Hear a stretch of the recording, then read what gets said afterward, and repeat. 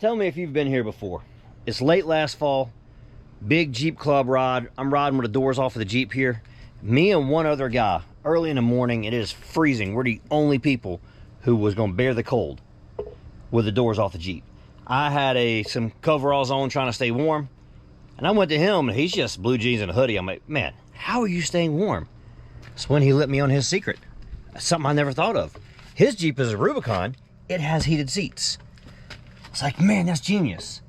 I've been searching for months and I now have heated seats in my sport Jeep, and it cost me 40, 50 bucks. I mean, less than 50 bucks. I don't remember what it costs now. I got them on Amazon.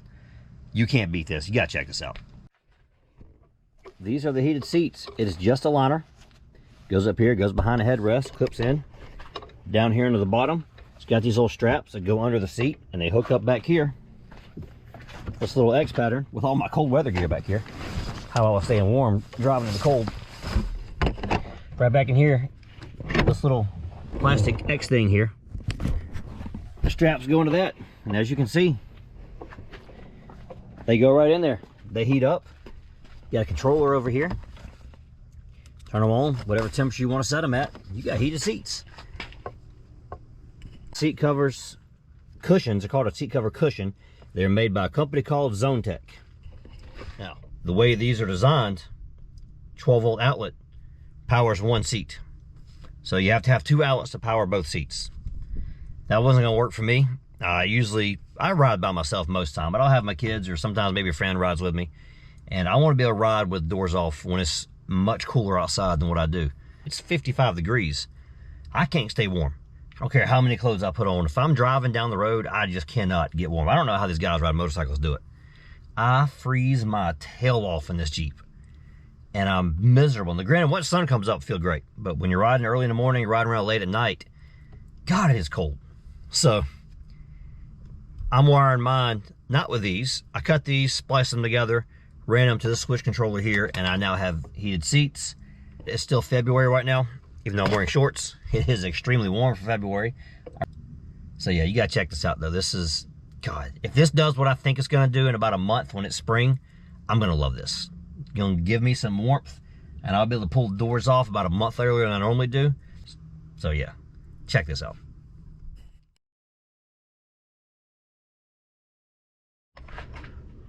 So the way these are designed, this right here has a 12-volt outlet, and you plug it in to the outlet there, and that's how you power your seats. I'm doing away with that. I cut the end of the wire off, as I'll show you with this one.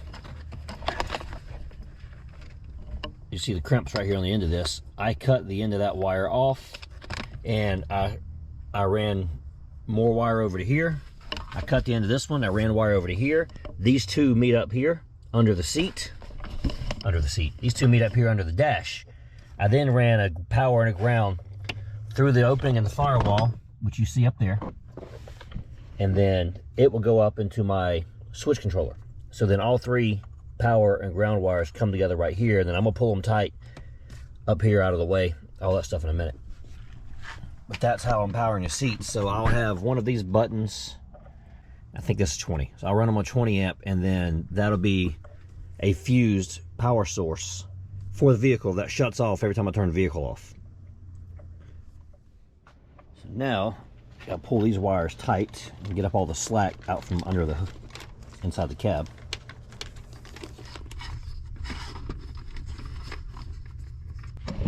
All right, I zip tied my wires to this harness here, and also up inside here above the throttle to keep it off the throttle pedal. So that being said, one thing I wish I had done before I did this is I wish I'd run these wires behind that harness, but until I went to zip tie it down, I didn't realize it. So if you go to do this, there's a harness right here. I'd run your wires behind it. And either way, mine are on the outside with it. They won't be in the way of the throttle because I got them zip tied kind of out of the way there. Look there. All right, so we are down here inside the barn. As always, my tools are rusting and rotting away because I don't have a garage. We need a wire spoon.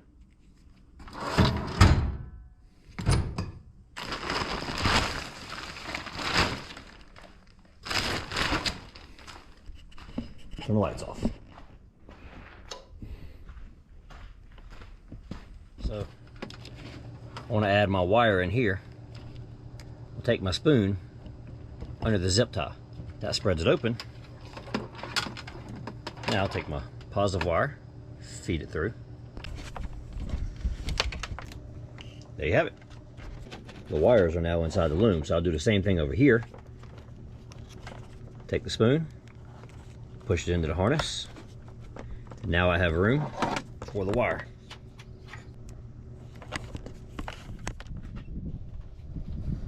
So on most automotive channels, you ain't gonna see something like that, because that is not an automotive trick.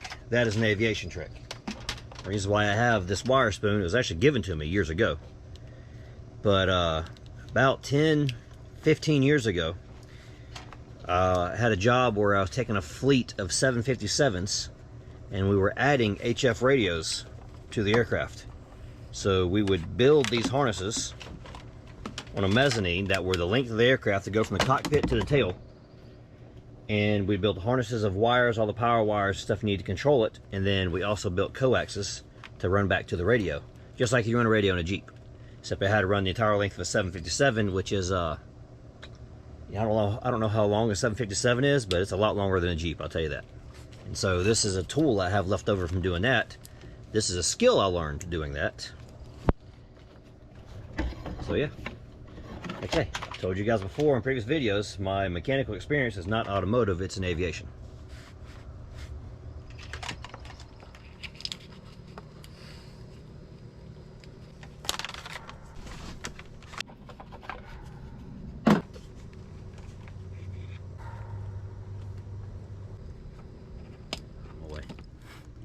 There we go.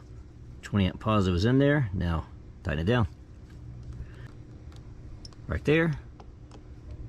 Snug that one down. Put your cover back on. It's good to go. Open this box to reveal the stickers. I got one here that says heater. But the heater one don't really apply. Here, I just put in either driver or passenger. I'll put in driver. Nobody cares about the passenger. I'm the one that matters here. I'm the captain of the ship. So, driver one, we'll go right here.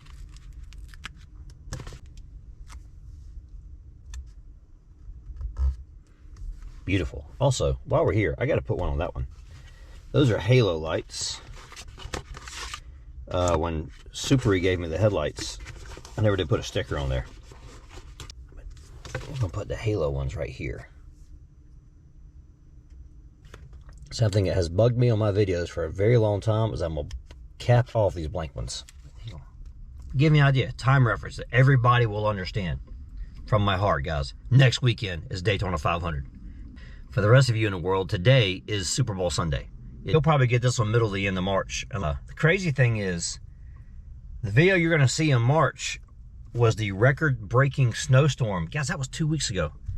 2 weeks ago, I was calling out of work because I could not get up the road where my house ends over here. And the irony is, here I am now, 2 weeks later, and I'm in shorts. I've been in shorts all week. Been a lot of work happening. You see the tractor's out. I just scraped the driveway. I bent the Scarifier teeth off of the... Now decided I had to work on the tractor for a week before I could do that. Oil changes done in the Yukon. Listen down there. My air conditioner's running. And the irony is, 2 weeks ago, I had both heaters going and a fireplace going, and I couldn't get the house in the 70s. It was mid-60s. It was freezing. God, it was so cold. I don't think I've ever been that cold.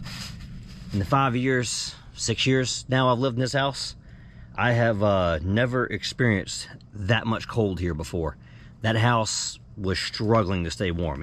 Why am I telling you all this for a YouTube video? This is going to make this video really long. So I believe probably none of this is going to make the video. There you have the install of the heated seat covers, but I'm not done yet. I'm going to next add me a USB port up here to charge devices while I'm going on the road. I'm going to tap into my power source for my radio. I've got to finish wiring this up, which is a wireless charger for the phone and a magnetic mount. I'm doing way too much information about this. If I'm going to do all that, I might as well make a video about it. But yeah, we'll see. Time being, I got more work to do, is what I was getting at, so let's go.